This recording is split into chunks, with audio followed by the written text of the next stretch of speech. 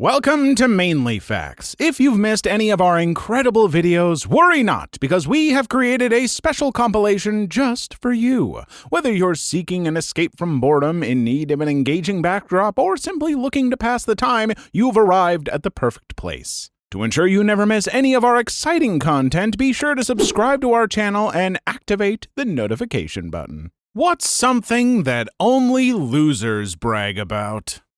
Show me a person who brags, and I'll show you a person with some very deep insecurities. But for real, I like to brag every once in a while. For instance, I like to brag that I have the best team in the world, including my awesome editors like Natoy and Dee. You folks rock.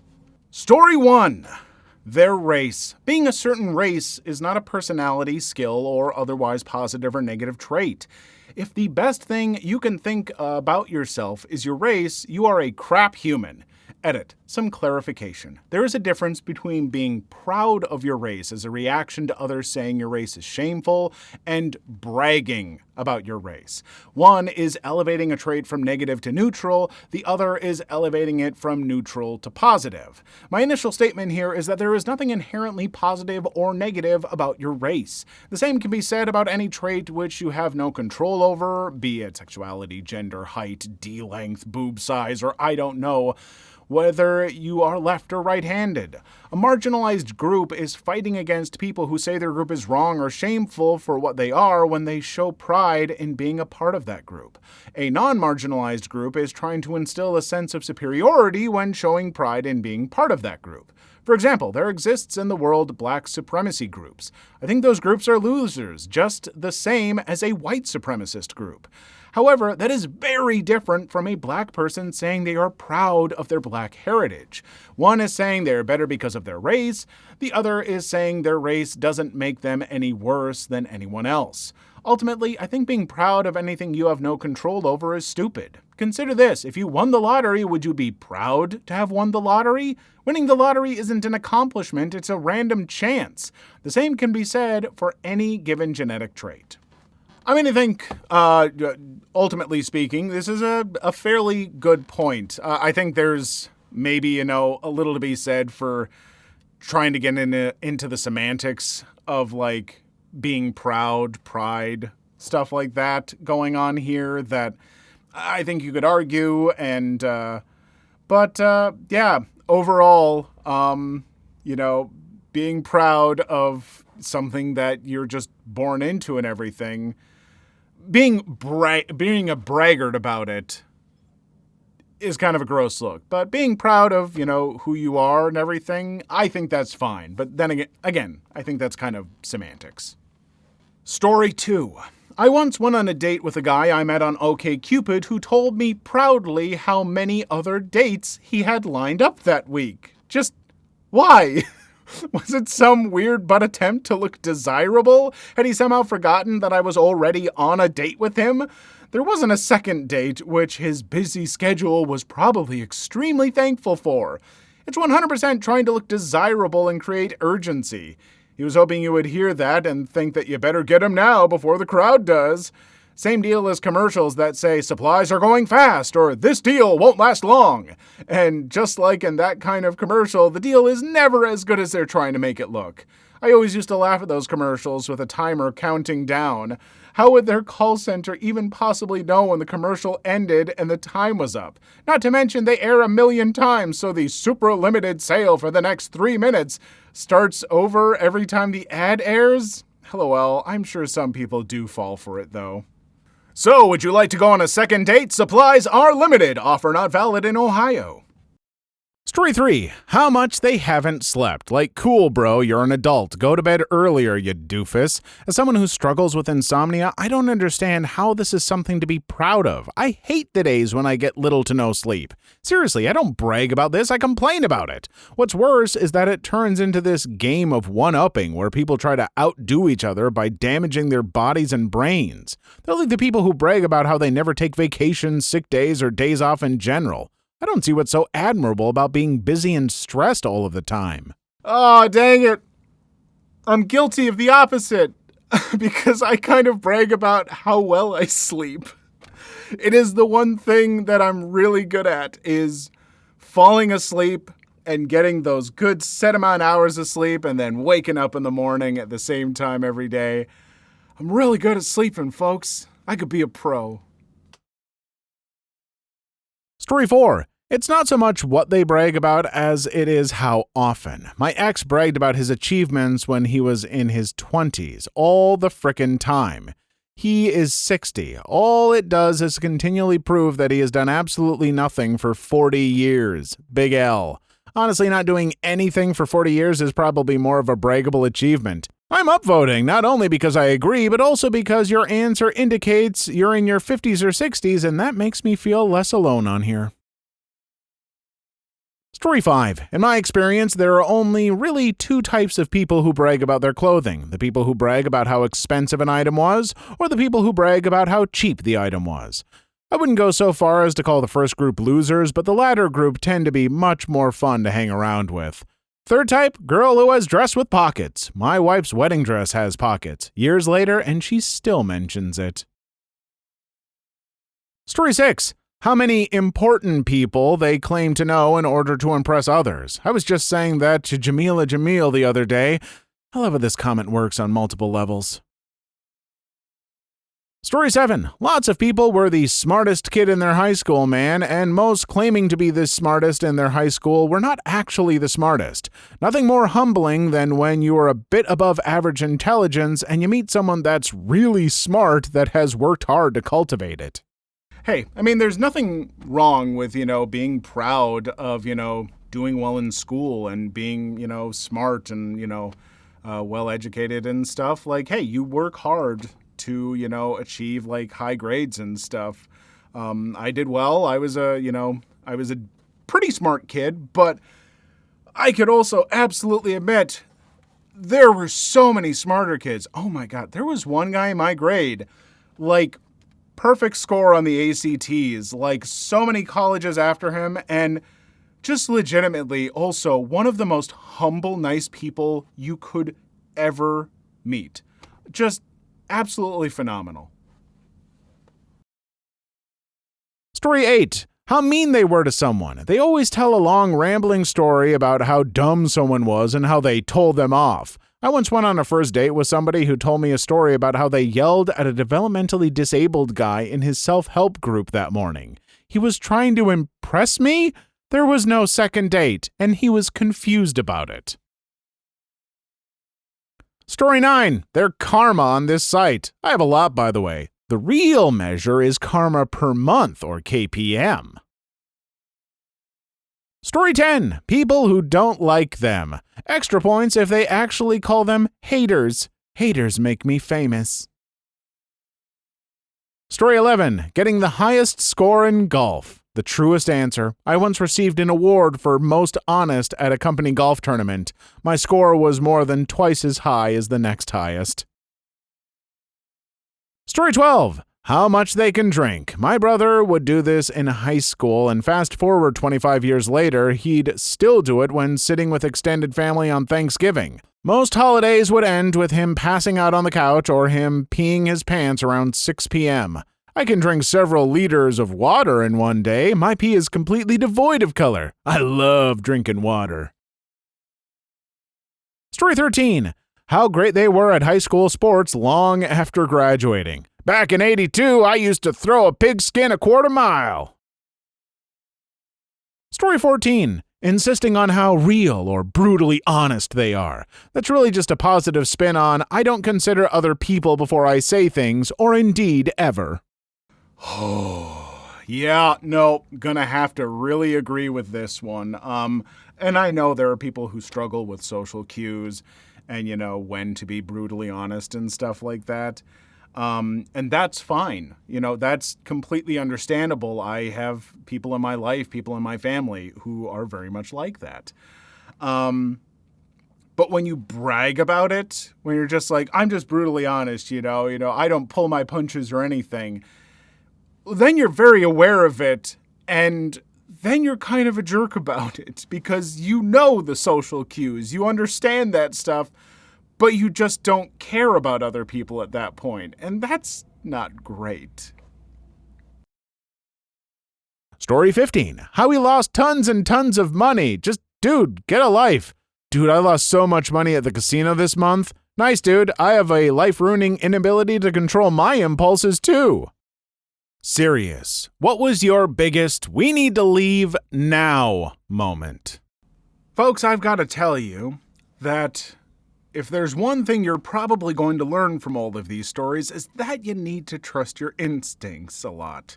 If your gut's telling you to get out of somewhere, you should probably get out of there. For instance, I feel like this intro's gone on long enough, so I need to get out of here. Story 1.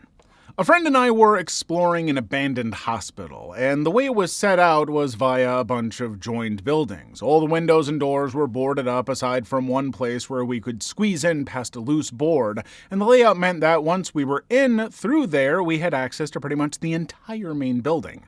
Obviously, it was darker than dark in there, and we had to remember which wing we'd come in from. We had flashlights, so it wasn't too bad, but then we got into this room where there was a lot of cool stuff left behind. Beds, filing cabinets, etc. And we wanted to take pictures, so we turned the flashlights off so we could use the flash on the camera. We did this for 10 minutes or so, only seeing the room and the bright flash of the camera. Everything was cool. And then we both slowly became aware of noises. Usually an abandoned building is pretty quiet apart from water dripping and wind doing weird things, but we could hear floors creaking, doors creaking, an occasional scrape or crash of metal against floor. Basically, it sounded like someone was blundering around in the dark. Now, the layout means that in order to get back to where we came in, we have to walk back towards the noise. There's only one route. We're getting freaked out, so we start moving back through the rooms, stopping to listen all the while. Finally, we get to the side hall that we came in from, and we bolt to the door at the end, finally risking turning the flashlight on and making noise. It's the wrong effing door. We stand there, listening to the footsteps get closer. We're frozen, standing in the dark, totally cornered. If whoever or whatever is making that noise comes down this short hall, we're effed. We wait and listen, holding our breaths. The scraping and shuffling approaches, slowly coming past, and then fades. We wait a bit, and then creep out of the hall and into the main building again. Carefully, we move one hall over where we can see a sliver of light from the loose board. We quietly make our way towards it. Then we hear an almighty scrape and bang behind us as though someone tipped over one of the huge metal filing cabinets. I mean, it was loud. I yell, "Time to go!" And we sprint for the door, and there are clear footsteps right behind us. We launch ourselves through the loose board and down the overgrown path before taking a quick look back. We can't see anything through the small gap, but we do not stick around to see if that changes. Your comment made me want to both explore an abandoned buildings and not explore an abandoned building. Yeah, gotta say, this does not make me want to explore abandoned buildings. And it does not, like the person said, make me want to explore abandoned buildings because the cool stuff that you found was old beds and filing cabinets. Not typically what I would consider cool. But more seriously, that sounds scary. And folks, if you're going into abandoned buildings, which you probably shouldn't, do be aware that there may be other people who are in there, and they might not want you there. Story 2. It was early 2019, and I was with my girlfriend at the time walking through the woods near my house, as we often did. We were having an intense argument over something stupid when I noticed something through the trees off the trail to where we were walking. It was a man wearing a dark top and blue jeans. People came into the woods all the time, but what was weird is this man wasn't on any trails. He was in the middle of the overgrowth. I told her to shut up. I know, bad ideas, especially in an argument, and she just got mad at me. I told her again and told her to look in the direction I was looking. At first, she didn't see what I was talking about, so I told her to look for blue since the men's jeans stood out the most. Then she saw him, a man walking through the overgrowth, following us. I didn't know who this guy was, but he looked older. Still, I wasn't taking any chances, especially with my girlfriend there, so I told her, Let's go, we have to leave, and we walked faster. The trouble was, we were in the middle of nowhere and far from any exits, and to be honest, my girlfriend at the time wasn't exactly physically fit, so walking fast was hard for her. We walked as fast as she could, and I kept looking behind us, and that old man was still following us in the overgrowth, obviously trying to remain hidden. We ended up leaving the woods and never going back there together. I've been back there many times since alone and have had a few strange encounters with another person that looks kinda like the old man, but I can't say for sure it's the same guy as he's always watching from afar. He never does anything besides follow from a distance, but I've seen him a total of 3 times. Spooky. I'm a little perplexed as to why, now that you've been back there by yourself a few times and re-encountered this person, who's probably the same person, who's just following you from a distance, you're just like, oh, well, that time it's not nearly as big a deal. Like, no, that still feels like at least kind of a big deal. Something that might keep me from going into the woods by myself. Story 3. So I was waiting at the train station to pick up a friend of mine. I was early, so I decided to stand in the sun right outside of the station. A guy with a bicycle walked up to me asking in broken English if I knew how late the train would arrive. After I answered the question, he stayed around and started talking to me. Now, I know that's not weird at all, but the things he asked and the way he acted and looked just gave me a creepy vibe. Eventually, he asked if I would walk with him while he dropped his bicycle off. I didn't want to because the place to store bicycles at the station is very secluded, and to be honest, I didn't want to be alone with this guy. So I noped out and walked into the station. He started yelling at me, calling me names, but at that moment the train came in and it got very busy, so he left. A few months later, I read this article in the local paper about a girl being assaulted at the station. They had to put a drawing of a guy next to the articles as he was not yet caught. It was the same guy. To this day, I'm very happy I didn't go with them. Story 4. My friends and I, both females, met up for the first time back home from college. It was a surprisingly nice day outside in the middle of winter, so we decided to get lunch and eat outside. We found a park that had no one there and were sitting at a picnic table catching up when I saw a scruffy-looking guy in a large work van with no rear windows pull into the parking lot. I didn't pay a whole lot of attention to him at first, but I noticed he was moving around the outside of the van for a bit, and he kept looking our way. He finally walked down the sidewalk towards us and past our picnic table and walked around the backside of the restroom building to look down the hill on the other side of it. Very obviously casing out the place. He walked back to his van, and me and my friend were discussing what we were going to do while I watched him open up the back of the van and start digging around it. He made a call on his cell phone, and a few minutes later, another male pulled up in a different car. He got out and started talking to the first guy, who, not very discreetly, pointed our direction. They immediately started walking towards us, and my friend and I scooped what was left of our lunch and quickly walked out of the place while keeping an eye on them. One of the times in my life I could literally feel the hair on the back of my neck standing on end. It could have been nothing, but even now I feel pretty certain that they had something planned, and I am glad we left. Story 5. When I was about 16, I went to visit my grandmother at her place. The smell of natural gas was intense, even though Nana didn't seem to notice it much. She was groggy, sort of half asleep, not her usual responsive self. So I made her get out of the house at once and opened the windows and doors. I called Dad, and he reported it to the gas company, who sent inspectors right away. They shut off the gas valve in the street immediately and sent a repair crew to fix a leaking joint in the gas supply pipe. The inspector said that if I hadn't acted then and there, the probability was great that there would soon have been an explosion. Folks, things like natural gas leaks or carbon monoxide, stuff like that stuff's dangerous. And boy, oh boy, if you can have little, carbon monoxide detectors for that, I don't know how you get a detector for natural gas, but if something smells wrong, like they put in stuff so it has an odor, if you notice an odor, try not to just ignore it. Like, get out of the house like this person did. Open some windows. Call people. It is not worth being like, it's probably nothing. And I know that, this person's grandmother, she's elderly. Probably, wasn't thinking as clearly about that stuff. So I'm glad that OP was there to help her out. Story 6. I've written about this before. I was in a mall in Indonesia, and two tourists seemed to be having problems communicating with the cashier at a bookstore, so I helped translate. They wanted to buy me drinks to thank me. Told them it's not necessary and I have to get back to my mom soon. They told me to meet them for dinner. Told them I have to have dinner at home. They told me to sneak out and meet them after dinner.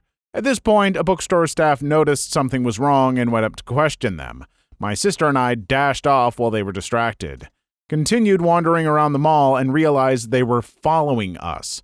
To see if we were just paranoid, we ducked into a lingerie store since we figured two men won't usually need to go lingerie shopping together. They followed us in. Ran so quickly back to the jewelry store our mom was at. The store had intimidating security guards, and I guess that stopped those guys. I was 11, my sister was 10.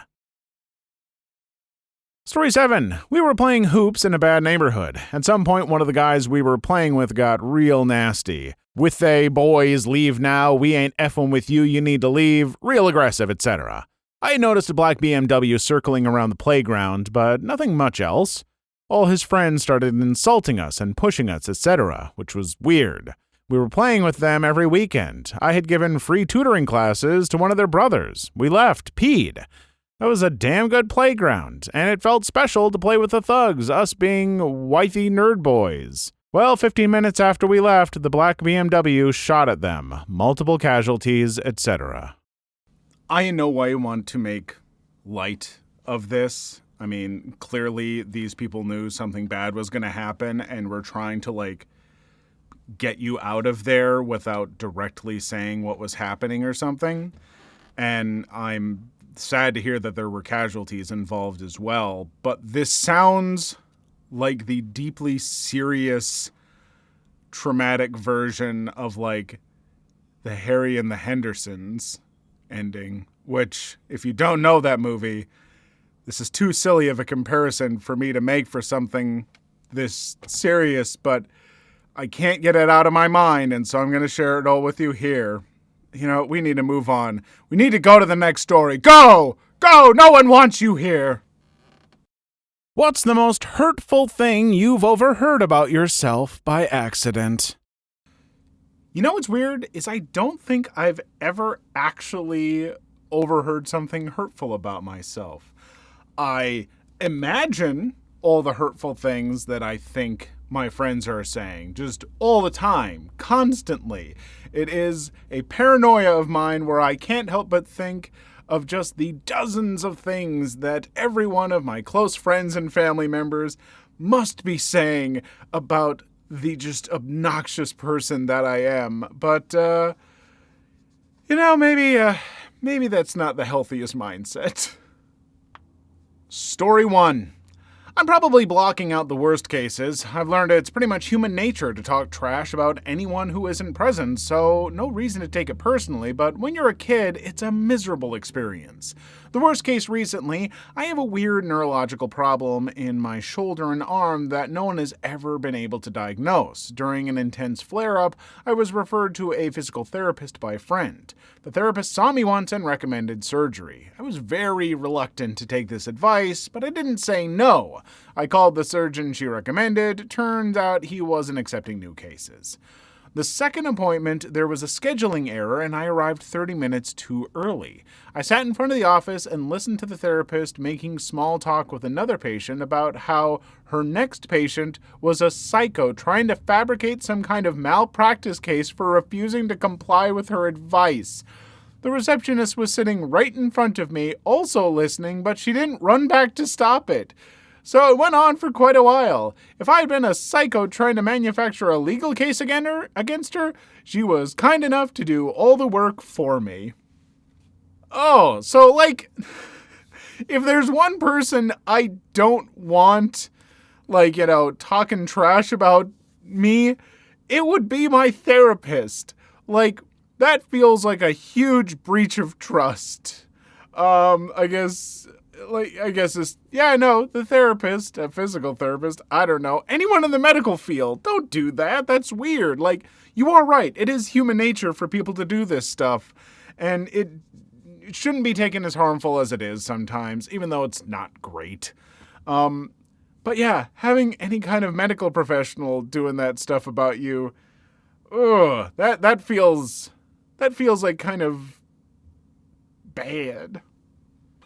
Story 2. Went out to a bar with some friends for a birthday party for my ex-girlfriend. She really messed me up when she left me, like really bad, but I was trying to be nice and she invited me, so I figured I'd go out and be there for a drink or two.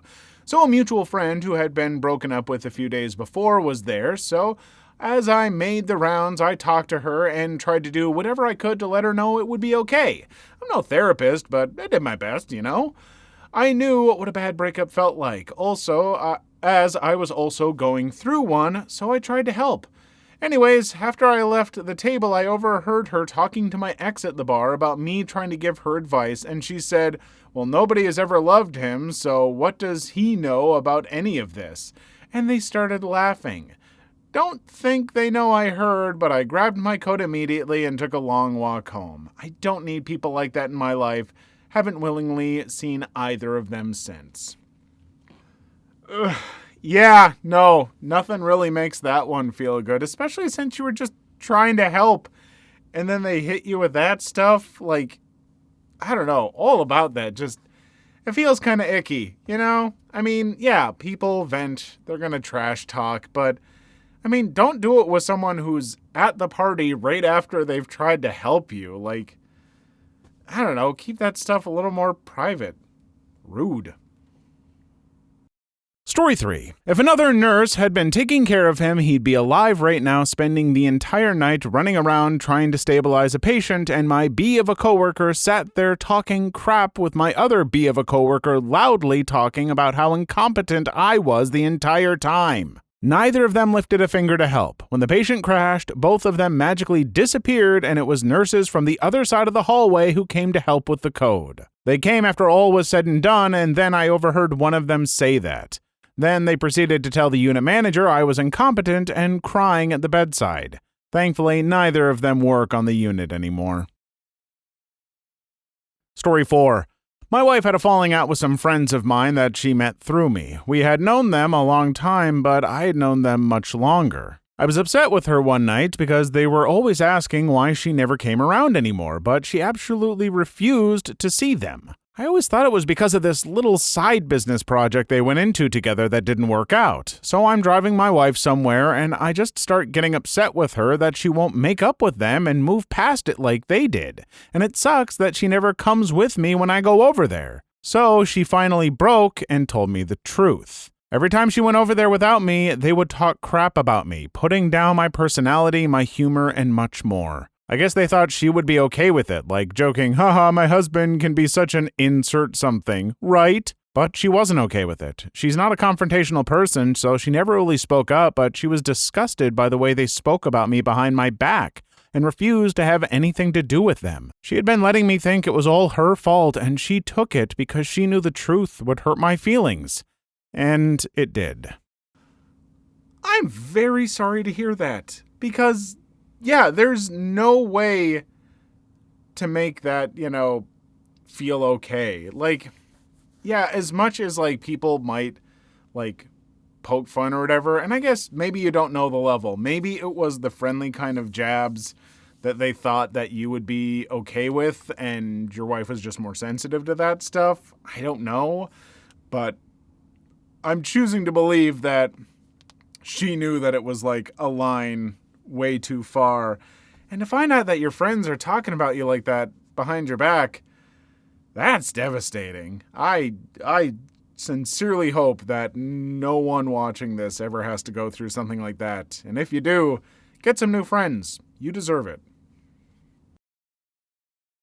Story 5. I saw two girls that I roomed with for a short while in college had been publicly posting on Facebook about how weird, annoying, and disrespectful I was. Their reasoning was that I was taking an 8:30 a.m. class and only weirdos do that, and that I made a crap ton of noise every morning and disrupted their sleep. It hurt because I tried really hard not to be disruptive. I wouldn't let my alarm go off because I woke up naturally around the time it was scheduled and would just turn it off before it beeped. This was partially out of anxiety. I changed clothes in the bathroom, tiptoed everywhere, and wouldn't even eat or zip my backpack in the room because I wanted to be quiet. As far as I knew, neither of them woke up any of those mornings, and they never said anything to me about it. Story 6. I was copied into an email conversation where about 10 messages earlier, one of my employees had described me as an idiot and suggested to the recipients that they didn't get me involved in the situation they were discussing. I'd always thought we got on well, and it knocked my confidence.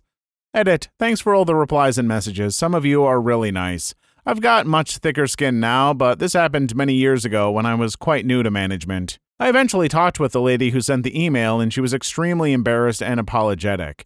Then, when we talked more, it came out that one of her colleagues was spreading crap about me, and she hadn't questioned what was being said. It took months to get rid of the real problem. This wasn't in the USA. It's difficult to fire people where I am. And the real confidence crusher was knowing that he was poisoning that well the whole time. Things were much better once he was gone. You know, that is something to keep in mind. Sometimes if you overhear something kind of gross, or in this case, overread something about yourself, maybe it's okay to address that to the person. Talk to them about it, because maybe there's misunderstandings on their end. Maybe they're dealing with frustrations and just venting. Who knows? There could be a bunch of reasons, but sometimes just sitting down and talking with someone, you can actually find out, you know what, this isn't as bad as I thought, and they had some misunderstandings, and everything's okay. As soon as we find the real person who's the problem, Rebecca. Story 7. Not overheard, but actually read in a file about me. My mother passed away suddenly, and I received a file from my father that she was meaning to give to me. It was a psychological profile, along with it tests, personality tests, and other stuff. This wasn't a surprise to me since I'm autistic and have been in therapy as a child. There was a part, however, about my family and their trouble with living with me. Especially my brothers and my dad were having problems coping, and learning how to paint them was difficult. My parents got divorced basically because of me. My brothers were embarrassed by me. I'm doing better than expected. I was never supposed to be living on my own. There was talk about assisted living or even an institution, but somehow I managed to leave home as soon as I got 18. I got married, had kids, and even though I struggle a lot, I get by. I even have a good relationship with all my brothers, even though they still have trouble treating me as an adult. It's like always thinking everybody knows your R except you, and then finding out it's true. Story 8. I was 7 and basically poor trailer trash, but I asked my friend if I could stay the night. He called his mom to ask, and I overheard her say, "Tell him no, I don't want roaches and lice." Really cut me deep. To this day, I have extreme anxiety about keeping my house clean. I couldn't help it. I was poor, and our roaches didn't pay rent, you bee. Story 9. When I was in 7th grade, I lived in a crappy podunk town in East Texas. I was weird and an ugly duckling. In order to fit in, I decided to become a cheerleader since all of them were popular and well-liked at my school. I made the team and considered all of them friends, even though they were mean to literally everyone who they didn't consider cool. One day during a practice, the bases of my stunt, the people who would hold you up, dropped me and I fell flat on my butt, which bruised my tailbone really bad. At our first game, we were on the sidelines, and during a break, I overheard our team captain laughing about how funny it was when she and the other bases dropped me on purpose, and that they hoped I would be hurt enough to not be able to participate at the game. As a 13-year-old, it destroyed me, but in order to still seem like I was liked at school, I didn't tell anyone about it. I'll say this. Grade schoolers and middle schoolers are just some of the meanest people. I feel like that's around the age, like 4th, 5th grade, that 10, 11, 12-year-old age range, is where you start to learn about, like, you know, taking jabs at people, and you're trying to figure out comedy, and you take things too far. And this was just straight up, you know, they hurt you. They could have hurt you way worse. Like, you could have broken your tailbone. Who knows? Kids at that age can really suck sometimes. And yeah, I'm sorry to hear about it because it sounds like no one was really doing much of anything to help you, but I hope that life has gotten a lot better since. Story 10. When I was a preteen, I posted a picture of myself online with a minor celebrity. I later found out that it was reposted on a message board, and the majority of the comments talked about how ugly and pale I was. The only person who said anything nice said, "Don't say that, she posts here sometimes and she's really nice." What was your "I need to grow up" moment that actually made you grow up? Oh, man. So we're going to talk about those "I need to grow up" moments. Those moments in your life when you go through something and you just go, "Oh my God, I can't keep doing this stuff. I got to grow up. I got to stop acting like a kid and take some responsibility and make something of my life." Boy, I really hope I get one of those moments soon. Story 1. I got pulled over doing 90 miles per hour in a 55. I was 17, and in my state is when you are legally an adult. Was still in high school and on my way back from my military drill that weekend. The officer had me stop the engine, get out, and then proceeded to handcuff me on the side of the road in my uniform and have me sit on the grass. Then we proceeded to have a nice long talk about making choices and the consequences of my actions if I had crashed or lost control, and what would happen if he booked me for this. Reckless endangerment, operating a motor vehicle 35 miles per hour in excess of the speed limit, reckless driving. I was going to be one effed teenager. He then took off the handcuffs, handed me my keys, and told me that he had never seen my name come up anywhere for anything ever again, before letting me go. I was shaking so bad I could barely drive off the highway. Suffice to say, I've never had another traffic violation. Major props to that good cop who taught you a major lesson and let you go rather than book you for all those things. Great example of effective instruction/correction. I had a scared straight moment as well. I thought it would be a great idea to just stop paying bills, including my car insurance. I was massively depressed, and this was a symptom. Turns out the state I lived in will hound you for a while via mail. Then they will send you one final pink notice before suspending your license. Did I pay any attention to these? Nay, I did not. Was I still driving my crappy minivan to and from work? You bet I was. If you're caught driving with a suspended license, they like to give you a new set of bracelets, if you know what I mean. They thought of the shame I would feel for getting arrested. Dad was friends with a lot of local cops, nagged at me, but I was hoping I could rectify the situation before I got caught. One day I decided to go home for lunch, literally doubling down on my chances of getting caught. I was dumb. And I impatiently passed someone on the right, and all because I was speeding, of course. Bam! Flashing lights behind me. My heart sank immediately into my stomach. My mouth went dry and my hands started to sweat.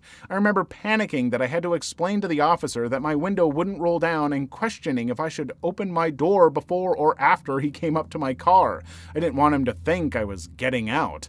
Not sure why Brain decided to focus on that detail rather than the fact that I had no license or proof of insurance to give him.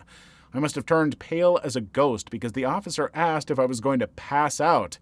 I said, maybe, and I just started spilling my guts about my crappy job, my crappy life, my crappy ex, and my crappy self. He didn't say much except, "Okay, pepper in my paprikash. Well, you are in a very serious situation." And he walked back to his cruiser with his hand on the handcuffs. I was doomed. When he came back, he had a slip of paper with his phone number on it. He said he understood that sometimes we feel hopeless, and it can make you do stupid things like not pay your bills. I had told him where I was working, and so he knew I had a job. He told me he was going to let me go, but he wanted me to save $100 and donate it somewhere and send him proof for my fine. He stressed that once I left, I didn't legally have to comply, but he said he hoped that I would. Then he left me with this. When you donate that money, you'll be doing a few things that need to happen in your life. First, giving will make you feel good. It seems like you could use a little good. I was crying my eyes out, couldn't believe how nice he was. Second, when you text me your proof of donation, you'll show that you can meet an obligation. And third, if you can donate $100, then that proves you can also save your money and pay the fines to get your license back and get insurance, even if it's crap. He made me leave my car, my sister picked me up, and then he left. Officer Greg, if you're out there, that experience taught me so much and was a definite turning point in my life. I donated to an animal shelter, sent him a pic of the check, and started to slowly get my crap together. I might have a lot of problems with the police system. I've said it many times on this channel, but I won't deny that there are good people out there on the force who are doing some good things. And these officers showed a remarkable, compassion for people in helping out these two different folks in situations that could have been ruinous for their life. It could have been the first domino tipped over that could have just thrown things completely out of whack for them. And so I'm really glad to hear that, a situation that could have been terrible ended up being a life-changing moment for them. That's really nice to hear. So glad things worked out. Story 2. Living with roommates. As a teenager and in my early 20s, I figured being lazy with dishes wasn't that big a deal. It's just a little smelly, it's nothing. Some elbow grease and barkeeper's friends can't make good as new, right? Washing dishes is a pain, it's annoying, my feet hurt, my belly gets all wet. It's no big deal if I let them sit. Then I lived with roommates who didn't do their dishes for days at a time, left them to sit with nasty, starchy food on them to rot and stink, put them on the drying side for weeks at a time, and never put them away. I was forced to wash my dishes by hand because there was only room around the sink for me to hold up a single plate over their mountain of dishes and wash it slowly so as not to get soap on the drying dishes, which probably would have helped. The thing on that side frequently weren't even effing clean. The rare moments when the sink was clear were like a rainbow for me. I would stare at it sometimes just overjoyed that I could use the sink. I could cook in the kitchen and let my pans cool down instead of burning my hands cleaning them immediately after cooking, leading to my food getting cold. But inevitably, within 2 or 3 days, it'd be full again, and the cycle continues. We moved out because of this. We couldn't stand being in the kitchen because it was a complete crappy for 128 of the 132 days we lived there. We were supposed to save money there, but we just spent the same amount as usual by eating out for every damn meal because we were too grossed out to use the kitchen or even just be in the house sometimes. It really made me realize how nasty I'd been before this, how unreal it was to assume people would be fine with nasty crap in my sink and a gross kitchen. I no longer leave dishes in the sink for more than 24 hours. If it went in at 9 p.m. last night, it comes out before 8 p.m. tonight. I don't even use a dishwasher anymore. I hand wash everything pretty much immediately because it was so traumatizing to see how dirty the crap on the drying side was. I don't trust machines anymore. I made a lot of excuses for myself as a teenager. I made my mom's life that much worse by shirking my one chore because it's gross and my feet hurt. It's not that hard. It's not that hard. I'm an adult. It sucks, but it's not that hard. And then I get to have a clean kitchen, which is a genuinely healing experience. I started off being terrible about dishes too. My very first apartment was a little upstairs duplex thing, and I wasn't great about dishes, and my second roommate was worse about them. And that was rough for me, and it still took me forever. I hated doing dishes. But eventually I did make doing the dishes every morning part of my routine. Every morning, before I really get running with the day, I do all the dishes. And it sucked at first and it wasn't fun, but you know what? Just like this person said, at the end of it, I'd have a clean kitchen, and I would start my day by accomplishing something and having this clean kitchen around me to see, and that feels amazing. And now I do it every morning, but sometimes I'll even do some dishes in the evening as a little treat to morning me. So when I get up in the morning, it's like, I don't even have to do the dishes. I already did them. So, folks, if you struggle with that stuff, make it a daily part of your routine. Try it out. See if that works for you. Story 3. When I was 22 to 23, I would always insult my brother as a joke. I never complimented him or anything. One day he kind of exploded on me, and before I could say something, I realized he was right. All I did was try to bring him down for no reason. I stopped, which ironically enough annoyed him for a while because I would throw in compliments and stopped insulting him. I met a girl freshman year of college, and we were just like that, constantly dissing each other and pretending we found it funny. One time we were drunk and she told me, "Don't think you've ever said one nice thing to me." Up until that point, I'd never thought of it that way. I started dialing back on the insults, and she did the same. Flash forward to a few years later, and we're best friends who actively try to build each other up instead of breaking each other down for laughs. Be nice to your friend. Bros ripping on each other is an ancient and honorable tradition, but it has to be a two-way street. If one of your bros isn't ripping back, you need to adjust to that dynamic and treat them accordingly, or else they'll adjust you out of their life. So back in my 20s, I did a lot of stand-up comedy, and there was a lot of ribbing each other, because I'm around other people doing stand-up at open mics and stuff, and we always want to show off our comedy chops, and so we're constantly ripping on each other. And that bled over into my normal day-to-day life, where I was ripping on friends and stuff like that. I had to have a take on everything.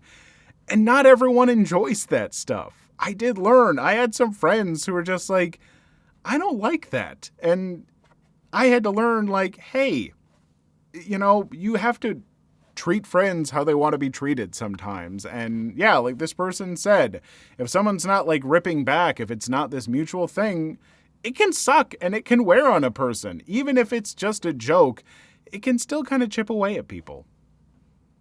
You're speaking to the manager right now moment.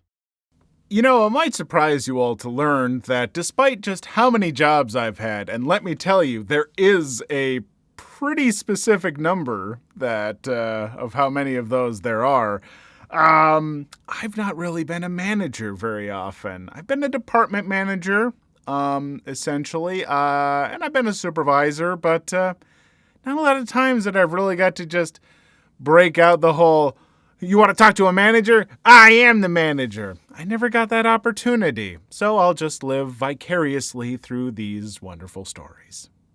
Story 1. I used to be a cell phone tech in a retail store. We weren't employed by the main company, we were contracted through another company, so our manager hierarchy was separate. I was the only tech on one night, which made me the acting tech manager. I am a woman. A guy came in and was immediately belligerent, wanting his phone fixed, came up to the tech counter. The conversation went something like this. Me. How can I help you? Him. My phone is broken. I need to talk to the technician. Me. I'm the technician. What's wrong with your phone? Him. No, I need to talk to the tech out back. Me. I'm the only technician tonight. Him. No, I mean the guy in the back who fixes the phones. Me. I am the guy out back who fixes the phones. Him. Why won't you let me talk to the real technician? You can't fix this. Me. Open the window to the back to show him it's empty. I'm the only technician here tonight. What's going on with your phone? Him. You're being very rude right now. I want to talk to your manager. Me. My manager is not in right now. I'm the acting technical support manager. How can I help you? Him. I need to speak to someone above you right now. Me. There's nobody above me right now. You'll have to wait until tomorrow during daytime hours. Him. I don't have time for that. I work for a living. Me. So do I, as a technician. Him. I'm not leaving until I talk to someone. Me. I can get the store manager for you. Him. Yes, go get him. He will take care of me. How effing stupid can you get? That's what I've wanted. Me. Okay, I will go get the store manager. I did. She was also a woman. Him. Who's this? I wanted the store manager. Manager. I am the store manager, sir. Him. She won't let me talk to the technician. Pointing at me. Manager. She is the technician, sir. Him. Well, she can't fix my phone. Manager to me. Could we not fix his phone? Me. He wouldn't tell me what's wrong with it. I don't know if we can fix it or not. Manager to him. What's wrong with the phone? Him, defeated at this point. It's not sending texts. It's defective. I need a new one. Manager. To me. Can we fix that? Me. Yes, it's a known issue with that model. It just needs a software update. Should only take 10 to 20 minutes. Him. Yeah, like software is going to do that. Me. Will you let me try it? Him. Okay, fine, try it. But when it doesn't work, I want a new phone. Me. Updated the software. It worked.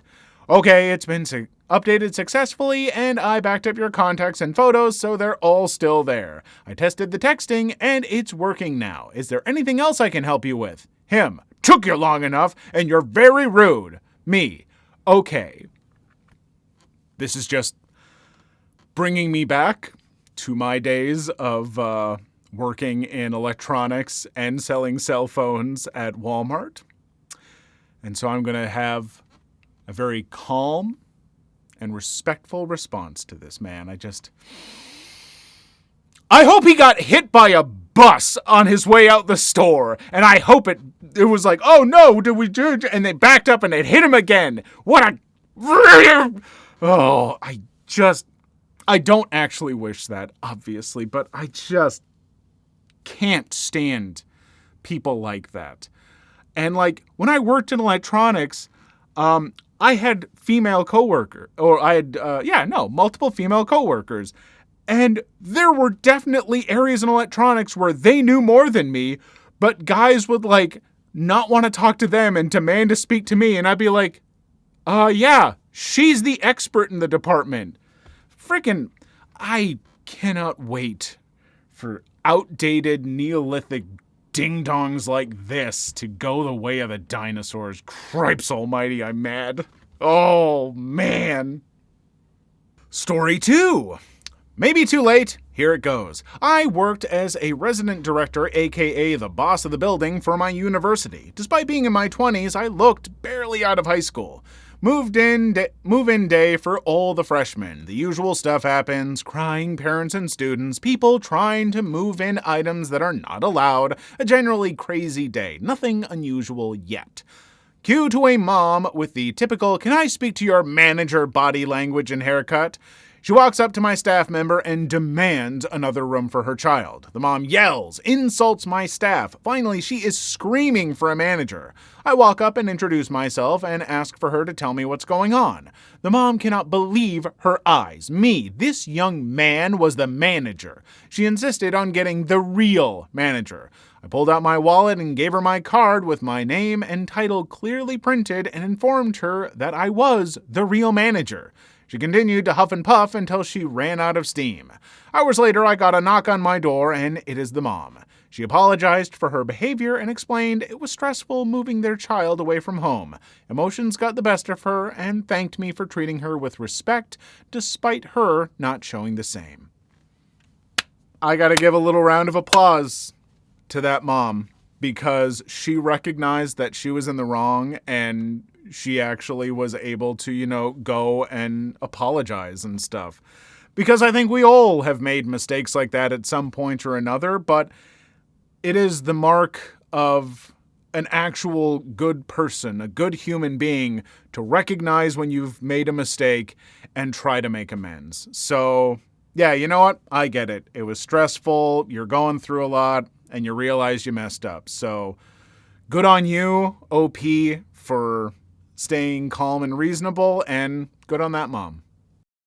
Story 3. When I was 19, I was promoted to manager of the front of the house in this little seafood place I'd been working at since I was about 15.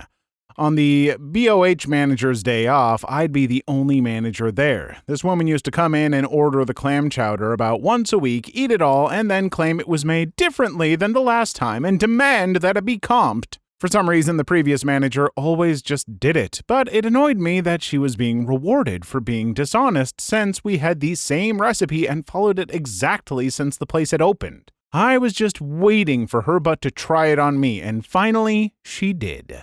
I was the only manager there that day, and sure enough, one of the waitresses said she needed a comp for a table, and there was the cheap butt. I went over there and she told me, "Last time you had all kinds of vegetables in this chowder. I'm not paying for it."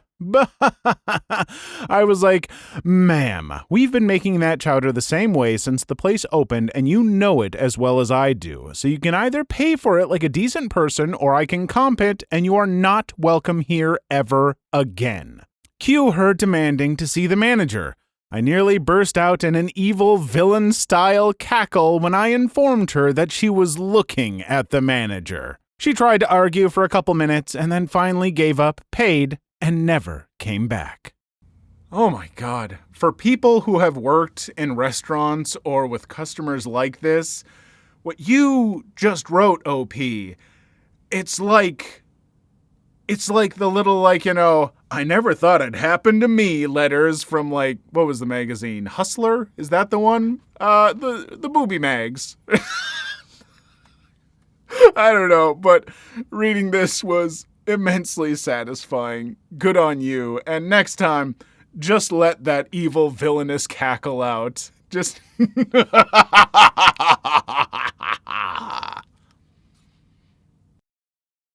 Story 4.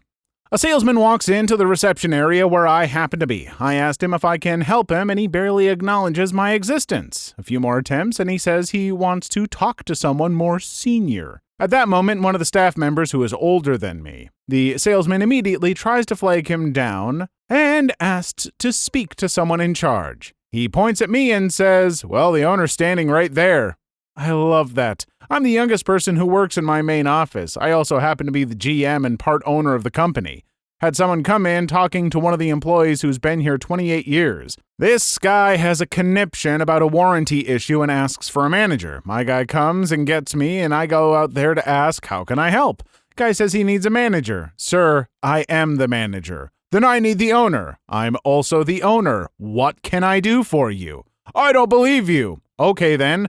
Employee, we're denying that warranty request. I'll let his management know what happened."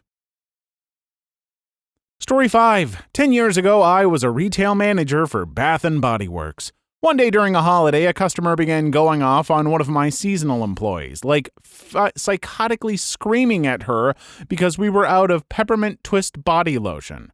I walked up and asked the girl to go cover registers, and then I would talk to the customer. Customer begins yelling at me. After another 5 minutes of insisting it was in the back, her, "I want to speak to your manager." Me, "Miss, I am the manager on duty. This is a popular item. We have none of it in the back. None of our other stores in the area have any more. You're welcome to look online, but I doubt it's there anymore either. Have a lovely day." She turned purple and asked for our customer service number to complain. It was December 24th. Folks, if you're going to go out shopping on Christmas Eve or Black Friday or any of those days that are just wildly busy, you need to just accept that things are going to be sold out and you need to calm down. I know that you're stressed because you're shopping at a super stressful time, but you don't get to take it out on the store employees. And if you do, then you deserve whatever happens to you. Pizza delivery drivers, what was the most effed up place you've ever stopped at? Oh, pizza delivery, Funny enough, out of all the jobs that I've had, I don't think I've ever been, at least not strictly, a pizza delivery person. I did deliver for one of those delivery apps. I guess I won't say which one because they might get mad. I mean, they shouldn't. I did a great job, but I did deliver one pizza. So I guess I have been a pizza delivery guy. Add that to the list, I guess. Story 1. One night I had a delivery to a pretty rural area. A lot of my deliveries are to rural areas, so no big deal. It's a loud car. But tonight it's drizzling and especially dark, so I'm having trouble finding the address of the house I'm looking for. So I roll down the passenger window and use my really effing bright flashlight, pointing it at mailboxes, trees, posts, anything that somebody might have their address on at the end of their driveway. So I'm driving along at 5 miles an hour, pointing my flashlight when the beam catches a guy wearing a black hoodie at the end of an obviously long gravel road staring directly at me. More of a glare at me, really. But whatever, could just be on the phone or something. Then it gets weirder. I finally find the address I'm looking for and pull into the drive and hop out of the car. That's when I get the sinking feeling. No cars, no house light, boarded up windows. If you've ever been a delivery person, you know that this is the time to give up because you're about to get robbed. Right as I'm about to jump in, throw the car into reverse, and nope the F out of there, I see a man walking across the empty field adjacent to the property towards me. F. Now, I'm a pretty burly, bearded dude, so I don't worry a whole lot on deliveries, but this scared the crap out of me. When he gets closer, I see him very obviously tucking something into his waistband, what I can only assume was a gun. He then says in a thick, menacing southern accent, Thought you were the law. I guess because of how I was scanning the addresses. I meekly pointed to my car topper and the pizza in my hand, and he says in the nicest voice you've ever heard, "Oh, great, thank you so much, have a great night," pays me, and proceeds to walk back through the open field in the direction of no buildings in the rain with his pizza. For the rest of my shift, I couldn't stop whispering, "What the F?" Strangest thing that's ever happened to me. What? That's such a weird story. I didn't see that really going that way, but hey, I'm glad that you're all right. I'm glad that you weren't robbed. But also, what an interesting person. I feel like I want to hear this guy's story. There's a book out there somewhere where this is either a main character or someone that the main character needs to go and see at some point in time. Because this guy's living on a different level. Story 2. First time to a huge mansion that was renowned for big tips, where you had to go around the back to a gate leading to the pool patio. Guy who answered the gate doorbell had been disfigured in some horrible accident. He had me wait while he got his wallet, so I got a good dose of the backyard where a raging party was going on. Candy being snorted, craziness in the pool, booze bottles everywhere, and it was like midday on a Wednesday. Guy finally comes back, addresses me by name, no name tag, and says, "You don't remember me, do you?" Knowing that I'd remembered those injuries, I realized he must have known me from before he got hurt, and I stammered out a weak, "No, I don't." His response blew me away. He recalled being in first grade with me at a local Catholic school I attended for 1 year. Then he went on to detail everything about class that year, the people, teachers, activities, and that his accident had happened during the following summer. He'd gone through a windshield and a head-on with a semi. I delivered there a few more times and hung out, chatting with him as long as I could. It slowly became clear that the party crowd was just using him for his money. That was fed up enough, but what I also eventually realized was that he was stuck in the last normal year he'd lived, and 20 years later had moved back. If I recall correctly, he moved away because his parents died or were severely injured in the accident. As soon as he was old enough to access the accident settlement, and the money was going up that crowd's nose pretty fast. I had no idea how to help him or even if he wanted help, and eventually started letting other drivers take that run. Never saw him again, even though it's a small town. Eventually he stopped ordering pizza, and then I left for a job elsewhere, but would pass by his house when visiting. My parents still lived there. Fewer and fewer cars were parked out front every time I went by, and the house slowly became overgrown with ivy. Fed up. Boy, this kind of just built into the plot of a kind of sad, but hopefully in the end inspirational movie. I don't know what quite to compare it to, and I certainly don't want to diminish a real life thing that you and clearly this person went through. It just, yeah, that's kind of a sad, tragic story, and I hope maybe as the parties went down and stuff, he was able to, find some better meaning in life and some happiness, because it doesn't sound like he really had happiness at that point, aside from the pizza, because, pizza always makes me happy. Story 3. Funnest job I ever had, but man, the crap I saw and went through. The most messed up delivery had to be when a woman answered with her huge, beautiful Siamese cat. I love that breed, so I asked if I can pet him. She says yes, I bend down. The cat purrs, rubs against me, all the usual signs of liking it. So I stand up to finish giving this lady her pizza. The cat lunges and bites me above my right eye and wraps all 4 limbs around my head. Panic, freeze. What the F do I do? What the F is going on? Why isn't this lady helping me? I grab this demon cat from hell by the front legs and just rip him the F off me. As I do, my contact lens pops off. All I can think is that it's the eye skin coming off my eyeball. I throw that effer down and just freak out at the amount of blood that starts pouring out of my gash. The woman brings me into her house and puts a towel on. I tell her she has to take me to the emergency room or call 911 as I can't see to drive myself. After all, it was her cat who attacked me. She drives me to a minor place. I get stitches and a tetanus shot. She foots the bill, never see her again. Boss wasn't happy that I missed the rest of the night or had another order in my car. F that cat. Story 4. I delivered subs, but one of our regular clients was an old lady in a nursing home who thought it was 1940s or something. She was super nice, but nobody would deliver to her because she would only tip you like 25 cents because, again, she was living way in the past. But I loved to sit and talk with her, so I always volunteered to do it. The nurses would pay the tip if they saw me, but usually I only got a quarter.